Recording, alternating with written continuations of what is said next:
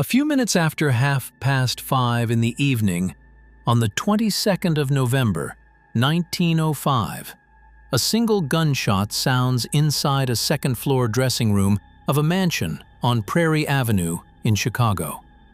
A butler runs up the stairs. He opens the door and finds the only son of the richest man in the city on the floor. A wound in his side, a revolver bought only days before lying near his hand. The son looks up at him and says that he shot himself and that it was an accident. I have gone back to that dressing room more times than the facts really justify, because the facts refuse to close. The man on the floor is Marshall Field Jr. His father owns the greatest store in America and one of the largest fortunes on the continent. Within 5 days, the son will be dead. Within 11 weeks, the father will be dead too, an old man broken by the loss of the one heir who carried his name. And the story of what happened in that room, told and retold for more than a century, will become one of the most famous unsolved rumors in the history of American wealth, even though a coroner will swear on the record that it was nothing but an accident. Consider a few things before we go any further. One man built a fortune of around $125 million in an age when a good yearly wage was a few hundred, a sum that would run well into the billions today. He gave $1 million to found one of the great museums of the world after saying, plainly and for the record, that he did not care to know anything about a museum. He was the one businessman in Chicago whose opposition kept 4 condemned men on the gallows, when a single word from him might have spared them. His only son was shot in the left side in his own home, and not one newspaper in the city printed where the rumors said it truly happened. A coroner swore that every rumor had been chased down and proved false, and the rumors outlived the coroner, and the son, and the father. 8 years later, a woman in a jail cell in Los Angeles confessed to firing the shot herself, in a brothel, and then took the confession back. The grandson, who inherited the money, spent his life trying to give it away, and started a newspaper to fight the very class he was born into. And everyone still repeats that 3 generations of this family died by gunfire, when only one of those deaths, out of all of them, was ever a gunshot at all. Every one of those things is documented. None of them is the strangest part. This is the story of the greatest store fortune America ever built, and the deaths that seemed to follow it down 5 generations. It is also the story of how a fortune that big turned ordinary grief into a curse that never happened, and made the one death nobody could explain carry the weight of all the others. I want to start in that dressing room, before the rumors arrive, because the room is where the whole legend begins. Before we go on, one quick thing. Subscribing helps build a community around stories like this. It rewards the work behind them. Chapter 1. The Dressing Room. Look at the room first, before anyone tells you what it means. It is on the 2nd floor of the house at 1919 South Prairie Avenue, a great pile of stone and brick, a few doors down from the grandest mansion on the grandest street in Chicago. It is early evening, late in November, already dark outside. The man dressing there is 37 years old. His wife and children are away. In a little while he is meant to leave for a hunting trip, and a new revolver, bought for exactly that purpose, is somewhere in the room with him. Then the shot. Then the butler on the stairs. Then the wound in his left side. And the words that would be repeated for the next 100 years. That he had shot himself, and that it was an accident. They carried him to Mercy Hospital and operated that same evening. The bullet had done grave internal damage, and the wound would bring on the paralysis that killed him. The surgeons did what they could, but a wound like that, in that year, was very often a slow death sentence. And it was. For 5 days he held on, and for 5 days the city held its breath, because this was not an ordinary man in an ordinary house. This was the heir to Marshall Field and Company, the son and namesake of the merchant king of the American Midwest. And the question of how he came to be lying on his own dressing room floor with a bullet in him was, from the very first hour, worth more than the truth was ever going to be able to settle. Reporters gathered outside the house on Prairie Avenue. Bulletins on his condition went out across the country by wire, the way they did for presidents and generals. A single wounded man in a single dressing room had become national news, not because of anything he had done, but because of the name he carried and the money that stood behind it. That is worth pausing on. He was famous for being about to inherit. He had lived a quiet, sickly, largely private life, and the most public thing he would ever do was die. He died on the 27th of November, 1905. His wife was there. His father was there. Here is what I keep returning to. The dying man reportedly said only a handful of words about what had happened, that he had done it himself, by accident. And those few words were the closest thing to testimony the case would ever get from the one person who knew. Everything after that came from other people. Servants, doctors, reporters, a coroner, and then, for decades, from anyone with a story to sell. The person at the center of the most famous shooting in Gilded Age Chicago said almost nothing. And into that silence the entire city, and then the entire country, poured whatever it wanted to believe. By the standards of the time, the family did what wealthy families did. They closed ranks. They spoke little. They let the machinery of respectability do its work. And that silence, which was meant to protect a grieving household, did the opposite of what it intended. It left a vacuum, and a vacuum around a fortune that large does not stay empty. There was no note, or none was ever found. There was no confession beyond the dying man's own claim of an accident. There was a new gun, a locked house, a wounded heir, and a coroner's inquest still to come. The inquest was still to come. A coroner would sit and hear the servants and the doctors and issue a finding. And that finding would try to close the case the way a lid closes a box. But a coroner can rule on a cause of death. A coroner cannot rule on what a city chooses to believe. And the city had already begun to believe several things at once, none of which matched the others. And there was the father, an old man now, who had spent 50 years building something no American merchant had ever built, and who was about to lose the only son who carried his name, in a way he could neither explain nor bury quietly. To understand why one gunshot in one room mattered so much, you have to understand the man whose name that son carried, and the empire that made a single dressing room the most watched address in Chicago. Chapter 2.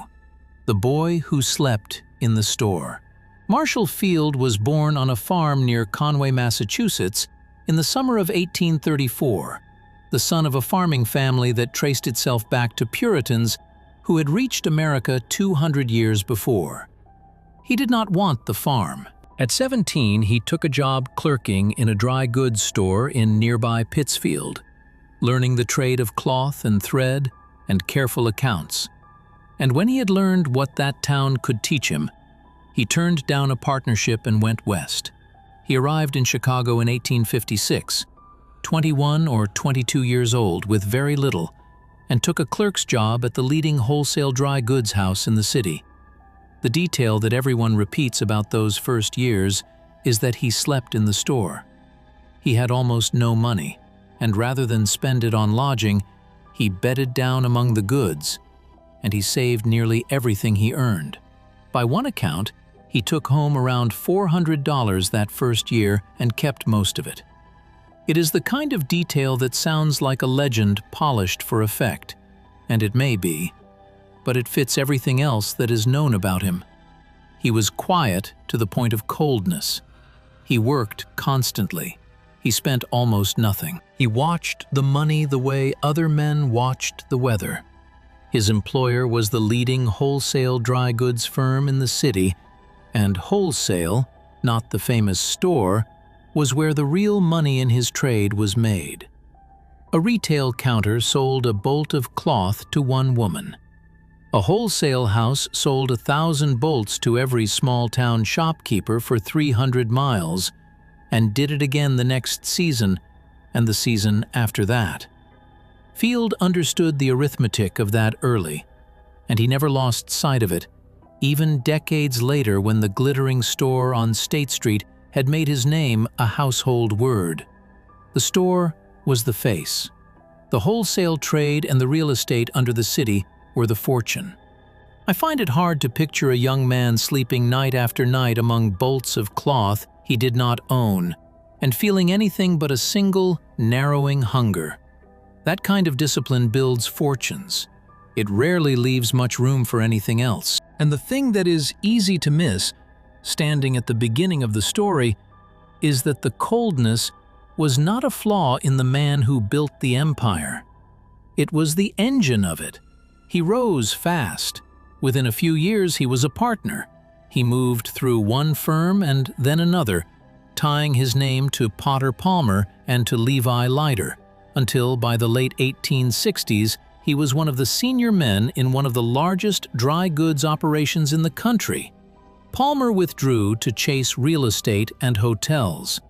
Leiter stayed on as Field's partner for years, and the two of them ran the firm together until their tempers and their ambitions could no longer share one masthead. He was not yet the merchant king, but he was already the kind of man other men arranged themselves around, the kind whose approval was worth having and whose displeasure was worth avoiding. By the standards of the merchants he came up with, Field was not the most charming, or the most daring, or the most beloved. He was the most relentless. He did not gamble on flourishes. He counted, and he waited, and he bought when other men were forced to sell. There is a temptation, telling the story of a great fortune, to make its founder into a visionary, a man who saw the future. Field was something colder and more durable than that. He saw the ledger. He saw that a store could be run like a machine, and that a machine, tended without sentiment for 30 years, would throw off more money than any single brilliant stroke ever could. Other men chased the spectacular deal and won it and lost it and chased another. Field simply did not stop and did not spend and did not forgive a debt owed to him or forget a dollar owed by him. And the fortune grew the way a glacier grows, slowly and then immovably. Then, in the autumn of 1871, the machine burned to the ground, along with most of the city around it. And what Field did next is the reason the name still means something. If you have made it this far, you should probably subscribe. It is free, and it is what keeps stories like this one coming. Chapter 3. Give the lady what she wants. The Great Fire of 1871 took the store, the warehouse, and a good part of Chicago with it. A more sentimental man might have paused to mourn. Field did not. He moved his operation into a horse barn and a series of temporary quarters, kept the business running through the ashes, and when the city rebuilt, he rebuilt bigger. 2 years later, a financial panic swept the country and dragged down merchants who had borrowed too heavily. Field, who carried almost no debt, walked through it untouched.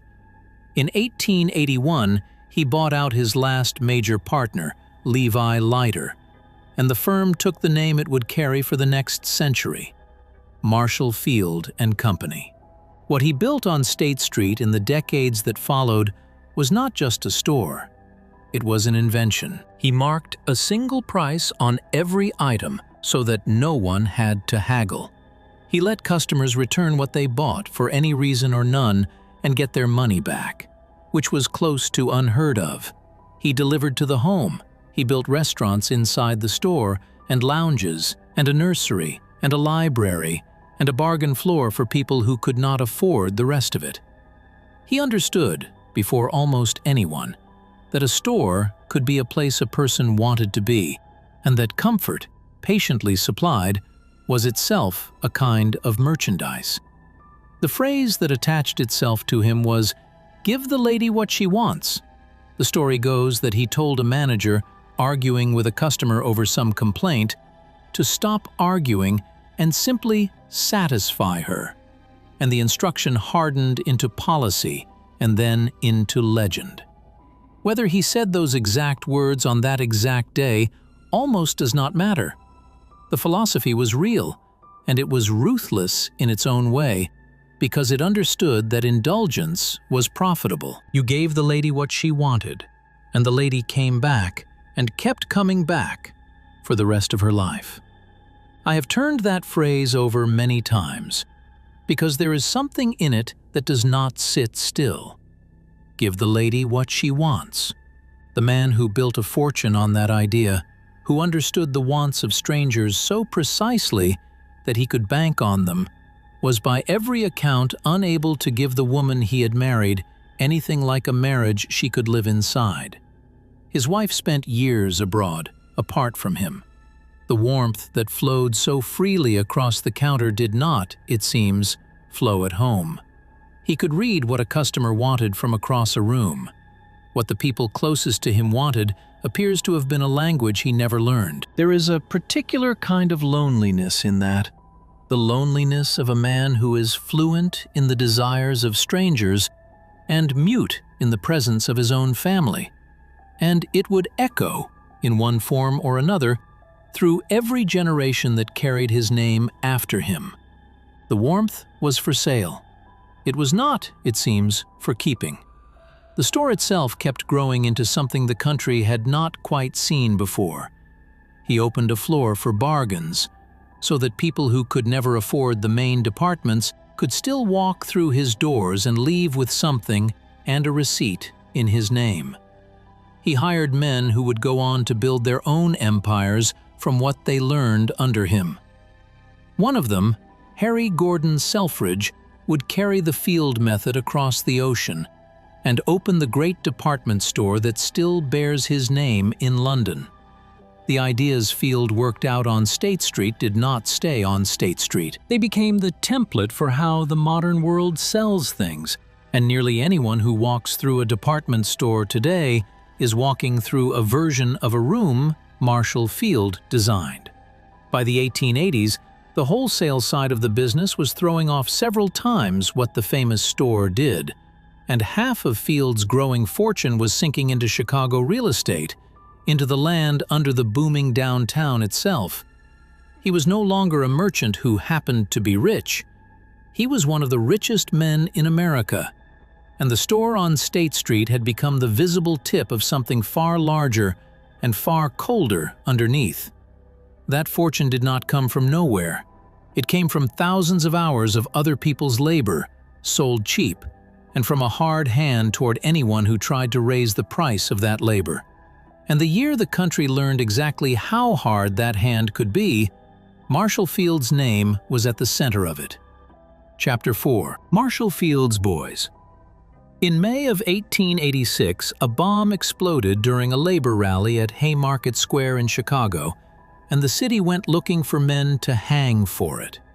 The trial that followed is remembered now as one of the great miscarriages of American justice. 8 men were convicted, most on the strength of their politics rather than any proof they had thrown the bomb. 7 were sentenced to death.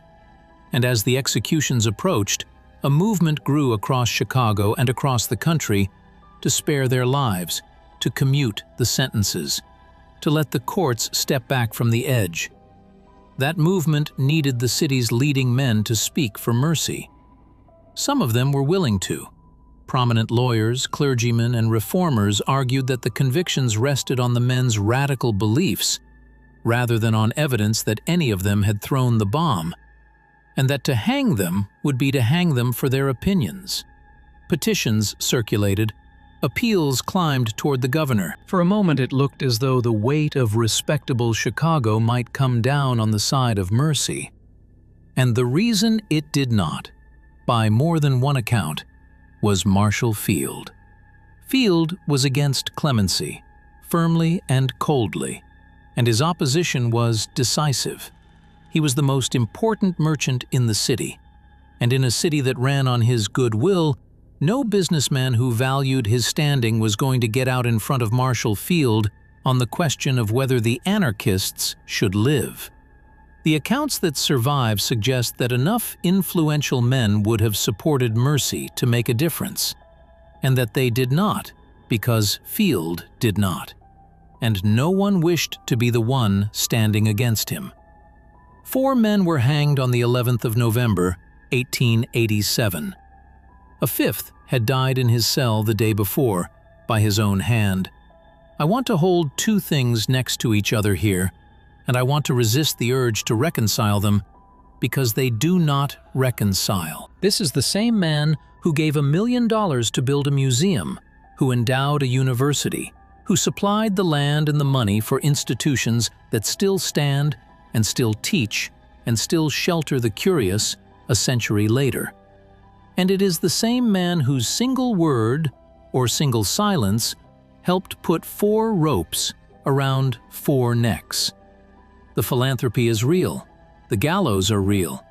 He was generous to the public and merciless to the men who worked, and both of those were expressions of the same cold, exact temperament that had once counted its pennies while sleeping in a store. There is a story about the museum that catches the whole contradiction in a single moment. When he was first approached to fund it, Field is said to have replied that he did not know anything about a museum and did not care to know anything about a museum. He gave the $1 million anyway, reportedly after being persuaded that his name would otherwise be forgotten, that a fortune alone does not outlive a man, but a marble building with his name on it might. The Field Museum of Natural History stands in Chicago to this day, one of the great collections on the continent, founded by a man who said out loud that he did not care about it. He understood legacy the way he understood everything else, as a transaction. He kept a private force of armed men to guard the Board of Trade. He forbade his employees to organize. When the Pullman strike came, years later, he was among those who wanted the troops called in, and the National Guardsmen who patrolled Chicago in those years were nicknamed, with a bitterness that has not entirely faded, Marshall Field's boys. At home, the coldness held. His wife, Nanny, lived for long stretches in France apart from him and died there in 1896. The marriage that had produced his heir had long since become a matter of separate continents. The man had built a monument to himself out of commerce and stone, and inside the monument there was very little warmth for anyone who shared his name. His son and namesake grew up in the shadow of all of it. The store, the fortune, the coldness, the certainty that he would inherit a machine he had not built and could not switch off. And the son grew up specifically in the house next door. Hit subscribe if you want the next part of the story. It costs nothing, and it takes a second. Chapter 5. Prairie Avenue. For a stretch of years in the late 1800s, the richest men in Chicago lived within sight of one another on a single street. They called Prairie Avenue Millionaire's Row, and for a time it deserved the name. The Great Fire had spared the near South Side, and the men who ran the city, the merchants and the manufacturers, and the men who moved its meat and its rail cars, built their mansions along a 6-block stretch of it. At one point, the 3 richest men in Chicago, Marshall Field, George Pullman, and Philip Armour, lived within a few blocks of each other, close enough to watch one another's carriages come and go. Field's own mansion at 1905 South Prairie was designed by the same architect who built palaces for the Vanderbilts. It was correct and grand and cold, like the man. And a few doors down at 1919, in a house his father's world had arranged for him, lived the son. Marshall Field Jr. was, by every account that survives, a gentler and sadder man than his father. Born in 1868, he was privately tutored, sent to Harvard, and withdrawn after 2 years for poor health, a pattern of frailty that would follow him for the rest of his short life. He converted to Catholicism to marry Albertine Huck, the daughter of a Chicago brewing family, a choice that quietly set him apart from the stern Protestant world his father had risen through. The two of them lived for much of their marriage in Europe, in Paris and in England, in a rented country life a long way from State Street, keeping to Chicago only a few months of the year. He tried, briefly, to work in the wholesale side of the family business, the side that made the real money, and he gave it up before long. His health would not hold, and perhaps his heart was never in it. Whether he ever truly wanted the thing he was born to inherit is far from clear. The street itself was built to be looked at. The mansions ran heavy with carved stone and iron, with ballrooms and stables and conservatories, a corridor of new American money doing its best to look old. Behind the correct facades, the families inside them were as ordinary in their griefs as anyone. But the facades did not admit it, and Prairie Avenue kept its troubles indoors. In 1904, the year before he died, he suffered what the accounts of the time called a nervous breakdown, a collapse severe enough that those close to him said he never truly recovered from it. He was, in the language of the period, a man of delicate constitution and low spirits, an heir to one of the hardest fortunes in America, who seems to have been almost constitutionally unsuited to carry it. I keep coming back to the geography of it, because it tells you something the biographies do not quite say out loud. Here was a grown man, married, a father, in his mid-30s, living out his life in a house on the same short street as his father, a few doors from the old man's door, inside a world the old man had built and priced and arranged down to the paving stones. He had never escaped Prairie Avenue. He had been given everything and permitted, it seems, almost nothing of his own. The fortune that would come to him was not a door opening. It was a room he had been placed inside at birth, and the walls of it were his father's. Men have broken under lighter weights than that. An heir is not free the way a founder is free. The founder builds the cage and can, in principle, walk out of it. The heir is born inside and told it is a gift.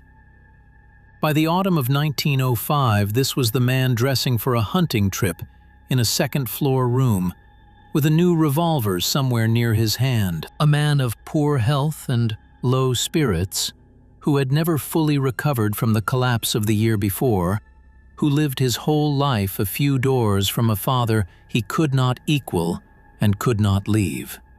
There is no evidence, none that has ever surfaced, that he spent that last night anywhere but in his own house. But evidence and legend are different things, and they keep different hours.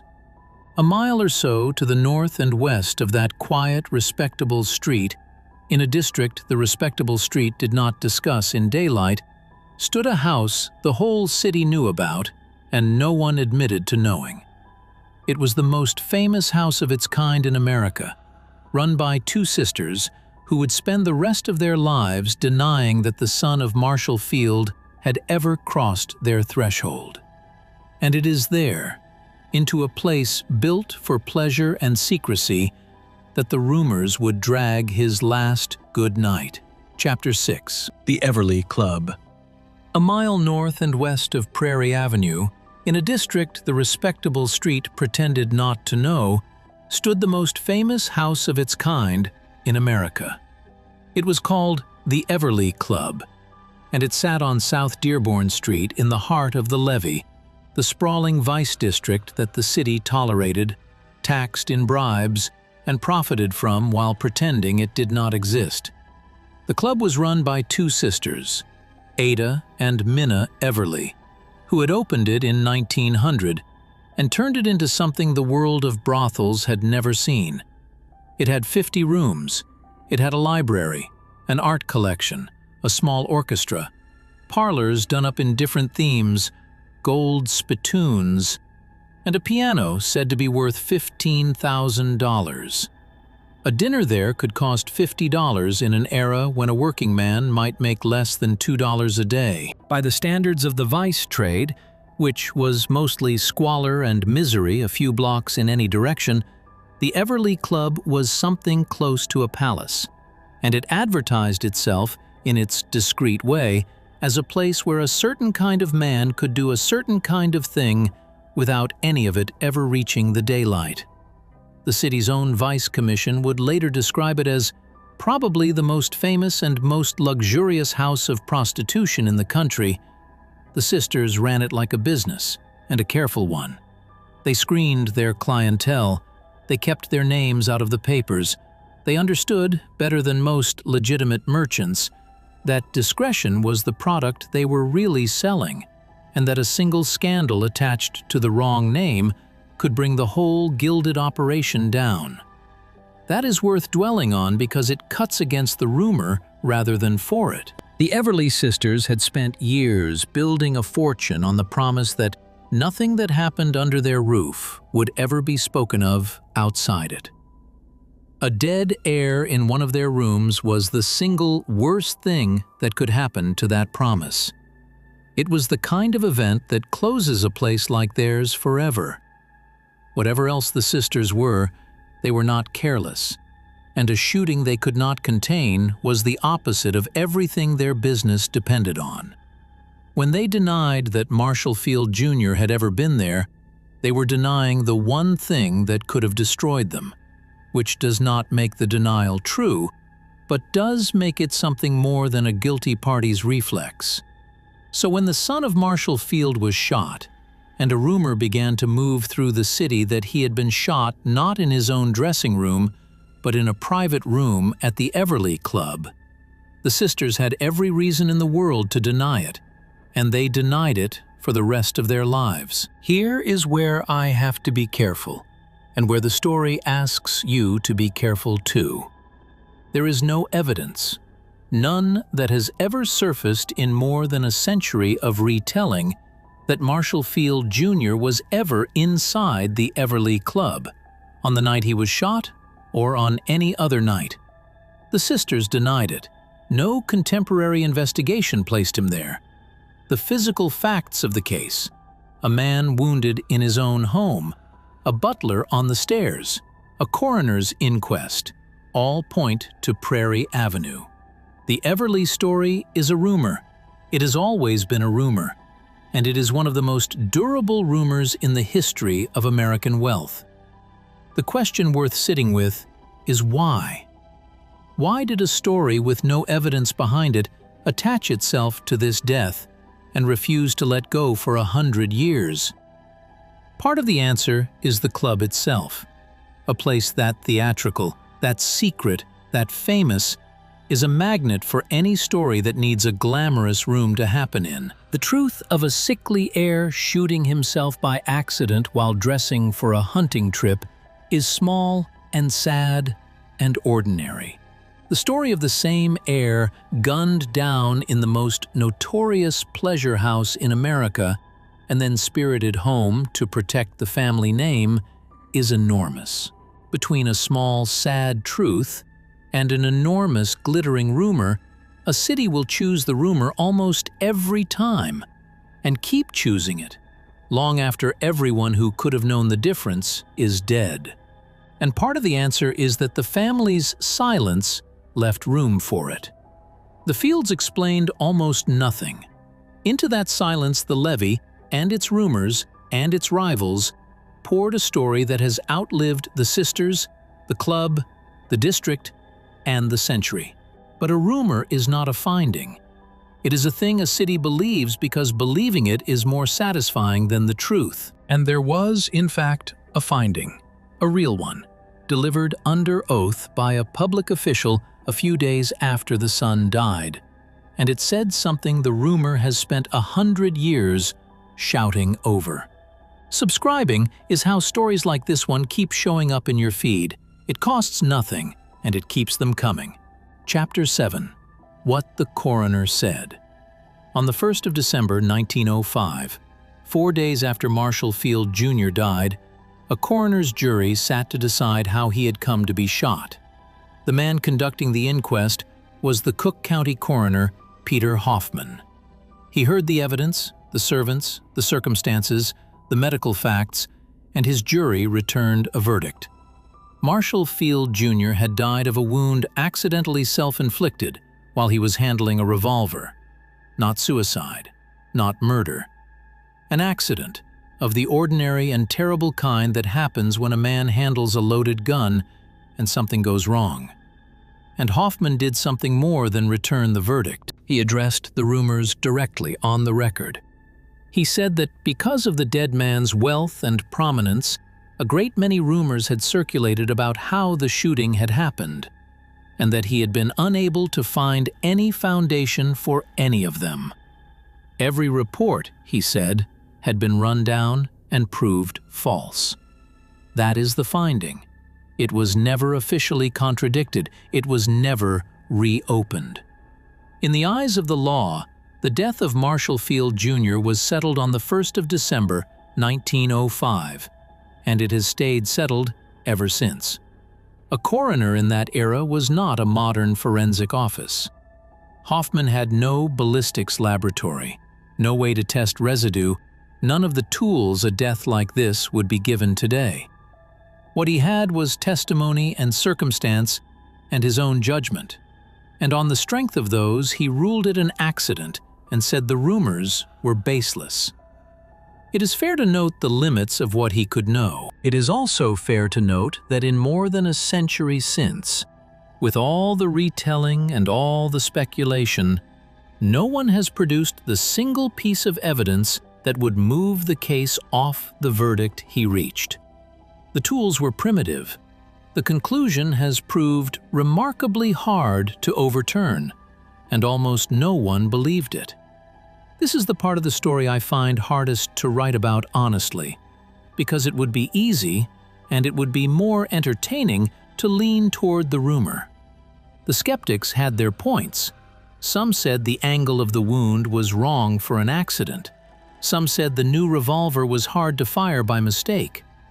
A reporter was said to have tried and failed to make an identical gun go off by dropping it. There was no suicide note, but then a man dressing for a hunting trip does not always leave one, and a family as careful as the Fields could have removed one before it was ever found. The doubts were real, and they were never fully answered, and the family's own conduct did nothing to quiet them. A household that says almost nothing, that lets a coroner speak and then closes its doors, invites exactly the suspicion it is trying to avoid. If the Fields had wanted to end the rumors, the surest way would have been openness, and openness was the one thing a family like that would never offer. So the doubts hardened into legend in the space the silence left, which is how it usually goes. But doubts are not evidence, and a wound that looks wrong is not a confession. When I set the rumors beside the record, the honest thing to say is that the record cannot be pushed past accident. No one has ever proved it was suicide. No one has ever proved it was murder. No one has ever proved he was anywhere but home. What we have is a verdict of accident, a great deal of suspicion, and a silence the family never filled. That is all we have, and 100 years of retelling has not added a single verified fact to it. The rumor mill did not stop, of course. 8 years later, in 1913, a woman in a jail cell in Los Angeles gave the story its most lurid chapter.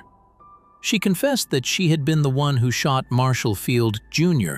in a private room at the Everly Club, and claimed that his father had paid her to leave the country and keep quiet. For a moment, the old rumor roared back to life across the country, and then it collapsed because the woman recanted. She was in trouble with the law, her account was uncorroborated, it contradicted the physical facts, and she took it back. In Chicago, the papers that had once protected the Field name barely printed it at all. It was, when the noise died down, exactly what it looked like. A desperate story from a desperate person in a bad corner, and it proved nothing. But it did the one thing such stories always do. It kept the legend breathing for another generation. There is one more thing about the newspapers worth naming, because it feeds the suspicion to this day.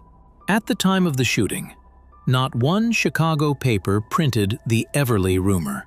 Later, a small adless paper suggested the reason: that the big papers depended on Marshall Field and Company for advertising and would not risk the account by dragging the family into a brothel. Whether that is the true reason or not, the silence was real. The most important commercial name in the city was also, in a quiet way, one of the strongest forces shaping what the city was allowed to read about it. And then, before the rumors had even cooled, the story took the turn that would carry the fortune forward. 11 weeks after his son was buried, the old man himself was gone. Chapter 8. The Grandson. Marshall Field caught cold playing golf in New York on the first day of 1906, and it turned to pneumonia, and on the 16th of January he died. He was 71, and he had spent 50 years building the largest merchant fortune the country had ever seen. He had outlived his son by less than 2 months, and by every account the loss of that son had taken the fight out of him in a way business panics and fires never had. The greatest merchant fortune in America, a sum of around $125 million, now had to pass down a line that death had just cut in half. And the way it passed tells you everything about how the family thought. Because the fortune did not go to a widow or split among relations, the old man's will placed the bulk of it in a trust that would run for 40 years and directed it to his grandsons, chiefly to a boy who was 12 years old when his father was shot. That boy would not take control of the bulk of the money for decades, not until the trust matured and he reached his 50th birthday. But from childhood, he was the heir to it, the name the whole fortune was pointed at. His name was Marshall Field III. Consider the position of that child. His father dead of a gunshot no one could explain, his grandfather dead within weeks, and a fortune of $125 million locked in a trust with his name on it, waiting 40 years for him to grow into it. He was 12, and the largest merchant fortune in America was already, in effect, addressed to him, and it had reached him across 2 fresh graves. They sent him to be raised in England, an ocean away from the graves and the rumors, in the care of relations and schools, far from the Prairie Avenue the family wanted him to forget, and he grew up more an English gentleman than an American heir. He went to Eton and then to Cambridge, learned to ride and shoot and carry himself the way that world required, and served as an artillery officer in the First World War, in the mud of France, a Field great-grandson of a Massachusetts farm boy firing guns in Europe. He came back to America a young man of enormous fortune and no particular purpose, with 2 failed marriages behind him, and, by the accounts that survive, a deep unhappiness he could not name. He had a vast estate on Long Island, horses, every material thing a man could want, and none of it seemed to reach whatever was wrong. And then Marshall Field III did something almost no one in his position ever does. He went into analysis. He spent years, seriously and at length, trying to understand himself, and the men who wrote about him afterward credited that process with remaking him from an idle heir into something else entirely. What he became is the strangest and most human turn in the whole family story. The grandson of the man who broke the Haymarket clemency movement, the great-grandson of a fortune built on cheap labor and a hard hand, became a liberal. He backed the New Deal. He funded child welfare and civil rights and race relations through a foundation he created. He gave enormous sums away on purpose, as a matter of conviction, as if the fortune were a debt he had been born owing and meant to spend his life repaying. And in 1941, he did the thing his grandfather would have found most incomprehensible of all. He started a newspaper, the Chicago Sun, to stand against the conservative, isolationist Chicago Tribune, and he poured millions of his inherited dollars into liberal, pro-labor, pro-Roosevelt journalism, the exact politics his grandfather had spent a lifetime opposing. He built a publishing company around it. He bought a book publisher, an encyclopedia, a magazine. He turned the store fortune into a media empire aimed in part at the very class he had been born into. I have thought a great deal about what drove that. It is possible to read it as simple conviction, a good man doing good with money he happened to have. But sitting with the whole arc of the family, it is hard not to see something more particular in it. The founder was fluent in the wants of strangers and mute at home. A man who could give the lady what she wanted and give his own family almost nothing. 2 generations later, his grandson spent a fortune and a lifetime trying to give strangers what they needed, as if to answer, across 50 years, the coldness the whole dynasty had been built on. The money that had been gathered without sentiment was being given away as an act of feeling. It reads, from a distance, like an apology no one had asked him to make. He gave, in his lifetime, sums that would be the envy of most foundations, and he gave with a seriousness that suggested the giving was not charity but repair. He was trying to fix something, and the something was older than he was. He died in 1956 of brain cancer at 63. He had not escaped the fortune, but he had done something rarer. He had turned it, at least partly, against itself. If you are still here, this far into a story about a family the country only half remembers, you are exactly who these are made for. Subscribe, and I will keep making them. Chapter 9. The Fourth and the Fifth. The fortune and the newspaper passed next to his son, Marshall Field IV, and with him, the family's private struggles came closest to the surface. He was, on paper, everything the name required. He went to Harvard, took a law degree, served as a naval gunnery officer in the Pacific in the Second World War, was wounded in a great carrier battle, and came home decorated for it. By the standards of an heir who could have sat the war out in comfort, that was no small thing. He learned the newspaper trade and took over the empire his father had built, ran the Chicago Sun-Times, bought the Chicago Daily News, and for a time was one of the most important newspaper publishers in America. And underneath all of it, he struggled, badly, with the things the family did not discuss. After his father died, he suffered a breakdown severe enough to hospitalize him for months. He married 3 times, he fought depression, and, by the accounts that survive, he leaned on alcohol and prescription drugs to manage a mind that would not give him peace.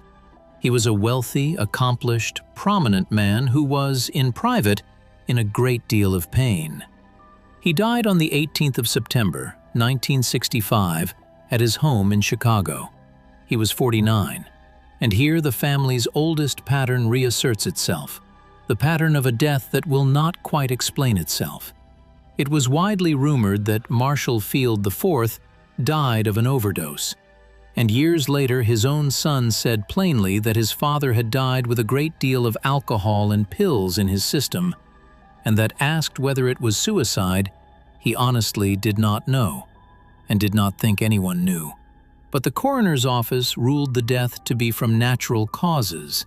That was the finding. Not overdose, not suicide. Natural causes, with a cloud of rumor around it that the family itself never fully dispelled. I want to sit with the honesty of what his sons said because it is the most truthful thing anyone in the whole family ever said about one of its deaths. He did not claim to know. He did not insist it was an accident or confess it was suicide. He said his father died with pills and alcohol in him, and that whether he meant to, no one could say. That is not a curse. That is a man dying of the same private pain that kills people in families with no fortune at all, and leaving behind the same unanswerable question, made louder only by the size of the name attached to it. The fortune passed a final time to Marshall Field V, who took over the company in his mid-20s when his father died, and became, by some accounts, one of the youngest publishers of a major American newspaper of his day. He ran the papers for years, through the hardest stretch the American newspaper business had faced. The Chicago Daily News, the paper his father had bought, folded in 1978. The pressures that were breaking up newspaper families all over the country were bearing down on this one too, and worse, there was a division inside the family itself between Field V, who ran the company from Chicago, and his younger half-brother, a Los Angeles man with very different ideas, over what to do with what was left. Under the terms that governed the inheritance, one side had to buy the other out, or the whole thing had to be sold. It was sold. In the early 1980s, the family broke up Field Enterprises. The broadcasting arm went to Metro Media, and in 1983, the crown jewel, the Chicago Sun-Times, the paper Marshall Field III had founded to fight for the causes he believed in, was sold to Rupert Murdoch for $90 million, ending 3 generations of Field ownership. The family that had built one of the great fortunes and one of the great newspapers of the country walked out of publishing, and the name came off the masthead. It was the end of something larger than a business. Marshall Field III had founded that paper as an act of conviction, a rich man spending his inheritance to fight for the causes his own class opposed. 2 generations later, it was a line item in an estate dispute, sold to the highest bidder to settle a disagreement between brothers. The idealism had not survived the arithmetic. Very little in this family ever did. So now stand back and count, honestly, the way the legend never does. Across 5 generations, in the direct Marshall Field line, how many died by the gun? The founder died of pneumonia. Marshall Field III died of cancer. Marshall Field IV was ruled a death by natural causes. Marshall Field V is alive. There is exactly 1 gunshot death in the whole line, the one in the dressing room in 1905, and it was ruled an accident. The 3 generations of gunfire that everyone repeats do not exist. They never existed. And that absence is the real subject worth staying for. Chapter 10. The Curse That Wasn't There is a version of this family that lives in books and articles and half-remembered conversation. And in that version, the Fields are cursed. You can find the word attached to them again and again. A dynasty haunted by suicides and mysterious deaths and broken minds. A bloodline that money could not save. Tragedy stalking the heirs down the generations. It is a good story. It has the shape of something ancient, the rich family punished by fate for the sin of being rich.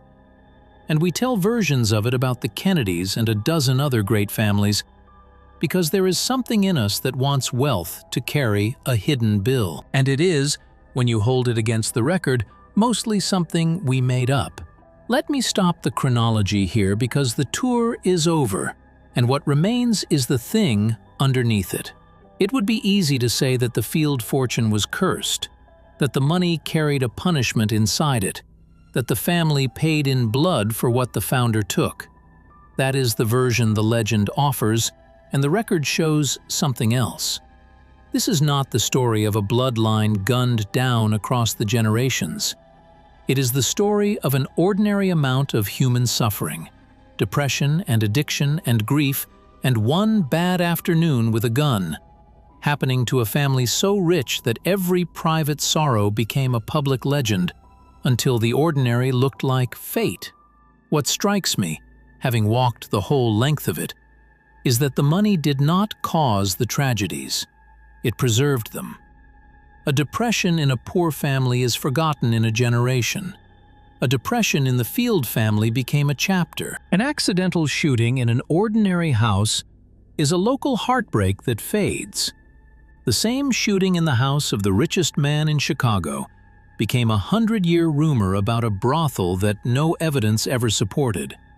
The fortune did not bring the suffering down on them. It embalmed it and put it on display, and let us mistake a family's private pain for the workings of a curse. There is a colder truth folded into that, and it is the one the founder would have understood. The same coldness that built the fortune, the temperament that could price a stranger's wants and go mute at home, ran in the blood of nearly everyone who came after. The depressions, the breakdowns, the marriages that failed, the sons who could not carry what they were handed. These were not a punishment visited on the family from outside.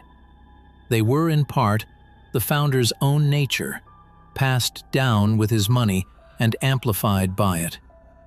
The curse, if there was one, was not fate. It was inheritance, of the ordinary kind, made monstrous only by scale.